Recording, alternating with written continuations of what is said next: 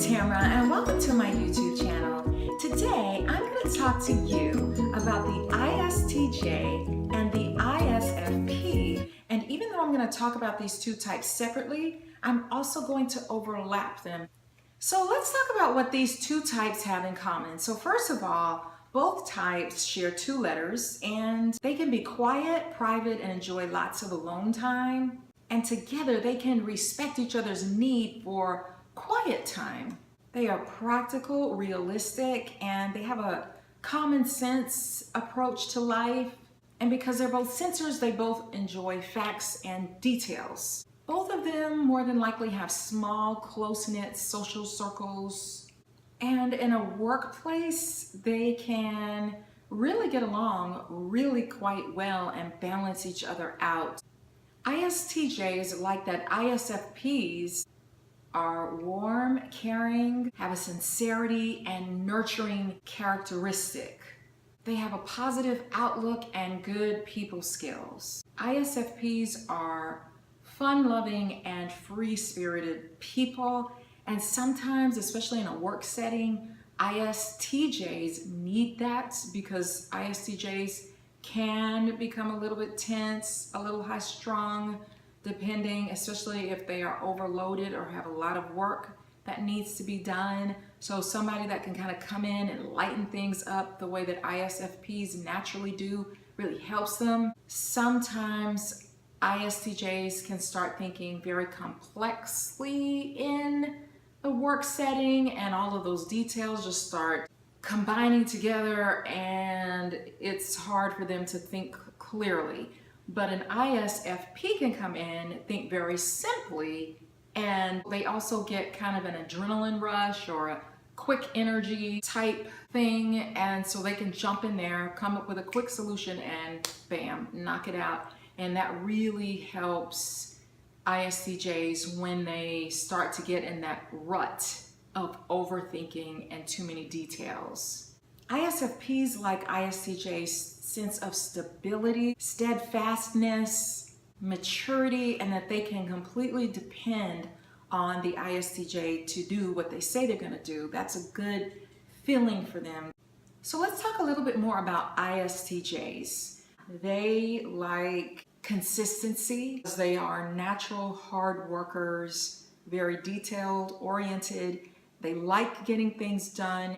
When an ISTJ can't make progress, it is probably one of the worst situations that they can ever be in because they don't deal with chaos very well. There are some types like the ISFP that might just retreat or shut down or figure out a way to be flexible or go with the flow or figure out a way to please everyone.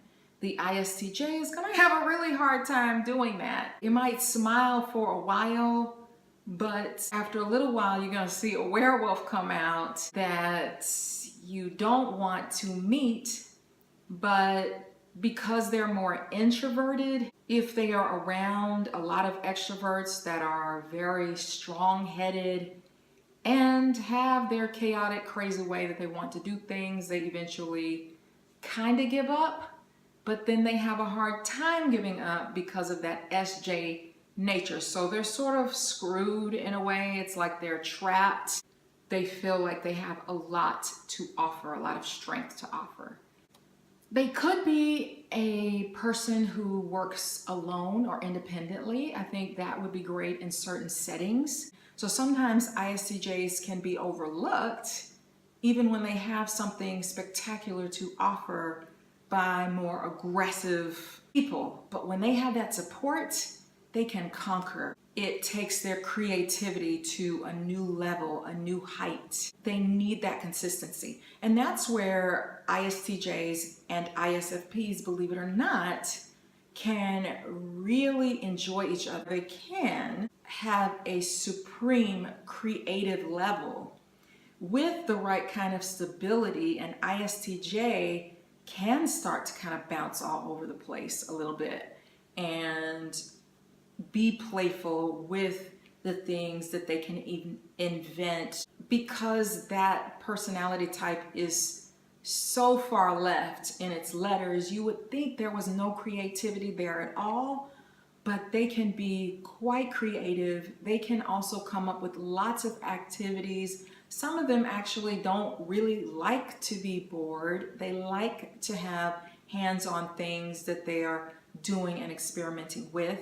And ISFPs are the kings and the queens of creativity. So they can really enjoy bouncing ideas off of each other and inspiring each other, actually. Some people might say that ISFPs have no follow-through, that they struggle with that area, with finishing things that they start. And I've seen some ISFPs delve in that arena and some of them don't. Some of them create breaks for themselves in the workplace, like, okay, I don't want to work for a while. I need to take a break. But when they're working, they do good work. But they can go with the flow and not get so frustrated and caught up by things not going perfectly right, because they have that spontaneity in them that can sort of self-correct. But then at the same time, if they have some talents and some skills to offer and they are constantly being put down or pushed aside or interfered with their creativity when they're in that mode, they might leave that place. So they like a certain amount of stability themselves, and at least a place where people can thrive, where people can tap into their talents and skills and really flourish. That's where they do best. Now, because sometimes they may not have follow through or completion, or they might be on to the next thing or interested in something else before they finish something else, you might underestimate some of their little hidden secret abilities. And that is that they can be great business people. An ISTJ, for example, will spend years planning, and never getting started on their business because it's never right enough and I don't know how to blah, blah, blah, blah. An ISFP might jump into their business too fast, but guess what? They are gonna start on it. They jump in there before all of the wood panels are nailed to the wall. They don't care about that. It's hey, you know, we'll get that together in a minute. I'm ready to start, and they just sort of jump in there. So they could really help each other in that area and balance each other out if they were willing to listen to each other's strengths.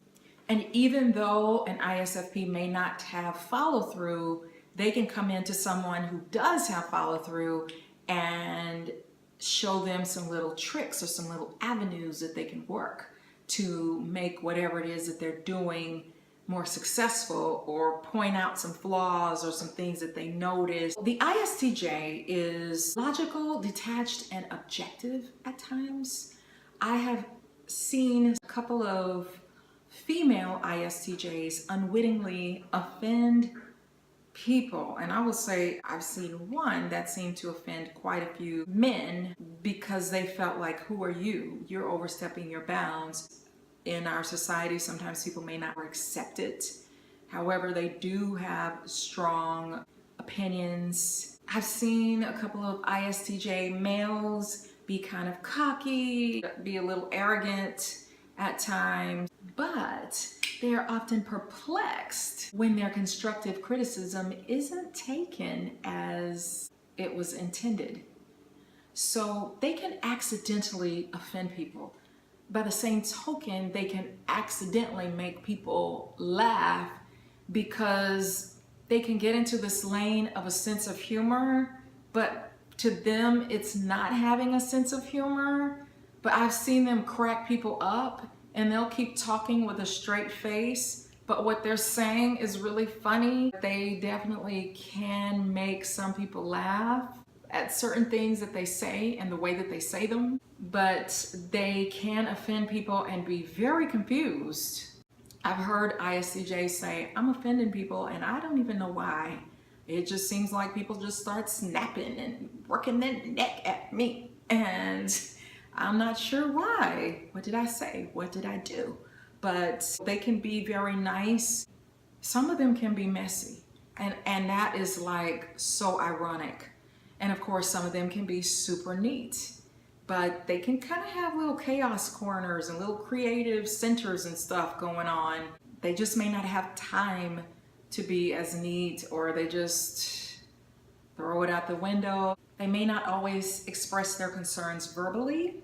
They need things settled and decided. Too much up in the air drives them crazy. But in their personal lives, they can be kind of go with the flow or appear to be very easygoing. And then you ask them and they say, inside, I am bursting. And then there are others who said, no, I do feel kind of laid back and easygoing. If there's somebody who's too argumentative, they can kind of retreat and let that go, let that person just whatever. They just escape into their introversion. They can be stubborn and they can be unyielding in their opinions of things and hold very firmly to them. So sometimes they may not be hearing other points that someone is trying to make because they are stuck in their point of view. They can be indecisive sometimes, especially if there's too much going on in life. They can become agitated by unfinished projects and clutter. They like routines maintained, and they can have very strict standards. And they want their desire for order, structure, and getting things done to be respected. Something that I've been noticing about ISFPs is there are many of them that appreciate honesty. And honesty for them equals friendship. So you can tell each other the truth. They do like to be able to tell the truth and state their opinions, and I'm honest with you and you're honest with me, and we have that type of open relationship. They actually can appreciate that very much. They can get into a kind of bossy lane at times, and that might surprise people a little bit. I think if they are pushed, depending on their Enneagram, some of them can like put them up. They could become quite strong in a fight or an argument and really let you have it. Many of them are not pushovers, even though they're easygoing and they like to laugh and they like to listen and they're nice. They can, believe it or not, have a lot of unspoken rules. So it kind of goes back to if they're a part of an organization or a church that is just not aligning with some of their common sense, practical, hey, let's let everybody do their thing, their strong points. Too crazy and it's going against their unspoken rules, they will bounce, or they have no problems with bouncing. They're flexible, they can make changes. They like changes sometimes. And believe it or not, they can be judgy. Maybe not quite in the same way as a J, but in sort of a way, yes. Because they can speak their mind on certain things that they don't like, or they can have strong opinions about what they like and what they dislike. It could be a flavor, it could be a color. They can have some pretty strong opinions about some things. If they could sort of tease somebody or pick on them a little bit, they enjoy that kind of reverie. They can be emotional and sensitive and also personally affected by things. If they feel too judged or that their feelings are being totally disregarded, they can retreat and they might hold on to that hurt for a long time or indefinitely. It might be hard for them to get over, even if they don't express that. One of the great things about having them around is they can be very flexible, very easygoing, very curious. They like to keep things open. Instead of planning a meal, they might go into the grocery store and see what inspires me right now. And then they go with that train of thought. Or they might take a spontaneous trip. They like exploring life. They don't like to be controlled or too rigid. And like I said before, they can be great at making things simple. I hope this shed some light on you. Sometimes it's kind of fun to compare and contrast a type and see kind of how they work together. Please give me a thumbs up, share this video with people, subscribe to my channel, and thanks for watching. Bye.